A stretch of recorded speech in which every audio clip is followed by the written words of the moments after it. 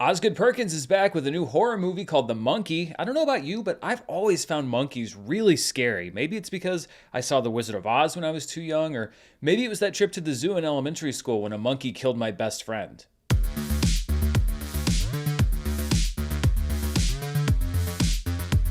This episode's brought to you by Warby Parker. Go to warbyparker.com/Murrell right now to take the home try-on quiz and stay tuned after the video for more info. Hello everybody, I'm Dan Murrell. No worries, my best friend is alive and well, but I am here to talk about The Monkey, which is the latest horror film from director Osgood Perkins, whose Long Legs I very much enjoyed last year. The horror credentials on this movie are impeccable. The movie is based on a short story by Stephen King. It's directed, of course, by Osgood Perkins, and it's produced by James Wan, who helped put his own mark on the horror genre back in the 2010s. The Monkey features, well, a monkey. I guess that's really not a surprise. It's a creepy toy organ grinder monkey, and every time that it's wound up, it beats its drum and something terrible happens to somebody nearby. It's an item with insanely destructive power that no one can control, much like Elon Musk. Two twin brothers, both played by Theo James, find themselves brought back to their childhood when the monkey mysteriously reemerges and they wrestle with their own pasts and what to do with this killer novelty. The Monkey isn't really what I would call story heavy, at least that's not its strongest feature.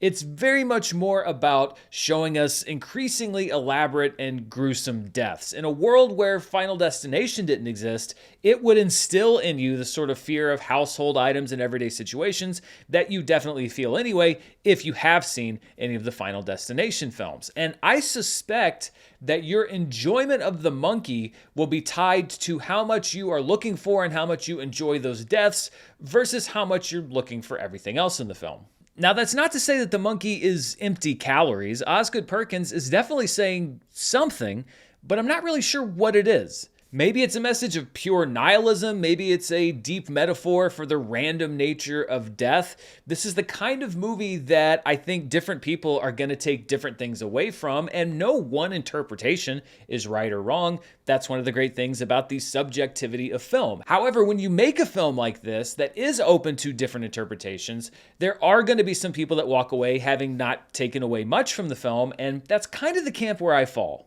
When you have directors like Osgood Perkins that operate on very specific frequencies, it can be kind of like tuning a radio. I've used a metaphor like this in the past. Sometimes when you're tuning that radio, the signal comes in crystal clear and you're just sitting there jamming to the music. Sometimes you're trying to tune in and you kind of get a signal, you're leaning in, you catch a spare note here and there, but it's a little fuzzy. And then other times you're trying to tune that radio and all you hear is static and you look around at everybody else and think, what are these people dancing to? All I hear is nothing. Long Legs, Perkins' last movie, was very much on my frequency. I was dancing to that movie the whole time, but this movie is one that I struggled to pick up. I admire Perkins' elaborate kills. There is a great dark sensibility about this film, but it felt kind of empty to me. I struggled to see the point. However, there were a lot of people last year when I reviewed Long Legs and gave it a really positive review that left comments saying, I don't understand what you see in this movie. So I think it's very possible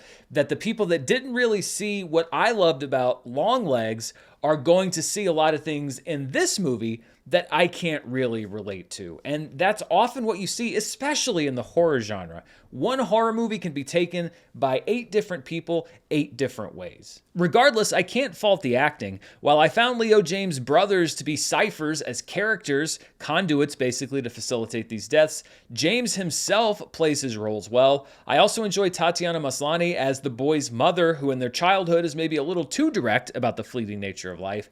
And there's a very funny funeral scene featuring Nico Del Rio as maybe the world's most direct priest, which might also make him one of the worst or maybe one of the best. My only regret is that Elijah Wood was restrained to a one-scene cameo. Given his love for the grindhouseiest of horror films, I was really hoping to see him more involved. And make no mistake, this movie is gory as hell, and it goes there from the very first scene to the very last scene. If you're in the market for some good splattery kills, The Monkey has them in spades, and Perkins obviously delights in playing with audience expectations and trying to shock and entertain us.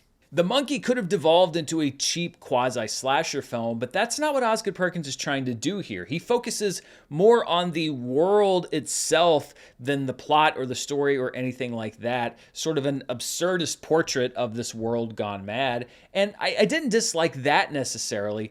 It's just one of those movies that felt like it was standing outside of itself, basically saying, huh, see, look at this crazy world. Isn't this nuts? This is totally insane. And that kind of self-awareness tends to take me out of a movie. I want to be fully immersed in a world like this or a story like this, and I don't necessarily always want the movie to be winking and nodding and kind of, nudging me in the ribs to make sure that I understand how crazy it is. And this felt like a sense of self-awareness that kind of kept me at a distance from The Monkey. Oftentimes it feels like the characters are commenting on the movie itself, and you can have that kind of a fourth wall break, but that doesn't necessarily always work, and it didn't quite work for me here. But what I think this movie and Longlegs both prove is that Osgood Perkins is not interested in making mainstream horror. He packs his own unique take on the horror genre into the skin of these horror stories and tropes that we've seen before, and I have to applaud his ambition,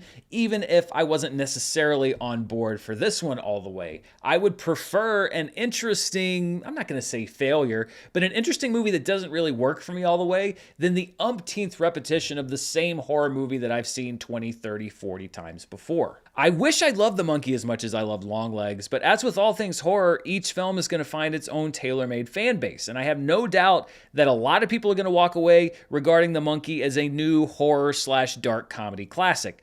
I'm just not one of those people. It is definitely a memorable movie, I have to give it that, and I suspect it's going to be one of those that when I rewatch it, I'm either going to appreciate it a lot more than I did on my first viewing, or it's just going to underscore the fact that maybe this movie isn't entirely for me. Still, there was enough for me to like to keep it on the lower end of it's fine on my personal scale. I was very close to not a fan, but I do admire the ambition, and I think the filmmaking is good, and I did get a lot of laughs out of the movie, even if I was a little bit distant from it. So it gets the it's fine rating for me, with my personal understanding that I think the ceiling is going to be a lot higher for other moviegoers. But what do you think? Have you already seen The Monkey? Did you like it more than I did? Were you able to get into it more than I was? Let me know down in the comments below. And before we go, I want to thank the sponsor for today's video, Warby Parker. I literally can't do anything without my glasses. They're an essential everyday item, and it's so important to get a pair that are comfortable and look great too. It used to be hard for me to find glasses that were my style, but for years now, I've found exactly what I'm looking for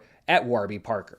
Every time you see my face on this channel, I'm wearing Warby Parker glasses, and I'm happy to have been a customer of theirs for over 10 years now, because whenever I need a new pair of glasses, I know that they are going to be my first and only stop. Warby Parker uses premium materials in every frame, which they design in-house to include silhouettes, colors, and fits for every face. I've always loved shopping in store because they're so friendly and knowledgeable there, but you can also shop online anywhere in the country and try their virtual try-on. They'll even send you up to 5 frames to your house so you can make sure that you're getting the right pair. Warby Parker glasses start at $95 and include prescription lenses with anti-reflective, scratch-resistant coatings, and many locations also offer comprehensive eye exams starting at $85. Also, right now, you can save 15% when you buy 2 or more pairs of prescription glasses or sunglasses, and that offer's good whether you shop in-store or online. And as always, Warby Parker offers free 30-day returns and free shipping. Get started with Warby Parker's virtual try-on. You can try on glasses and sunglasses, seeing the realistic color, texture, and size of each style right from home right now. Or head over to warbyparker.com/Murrell right now to take the home try-on quiz and pick 5 pairs of frames to try on at home for free. That's warbyparker.com/Murrell, warbyparker.com/Murrell.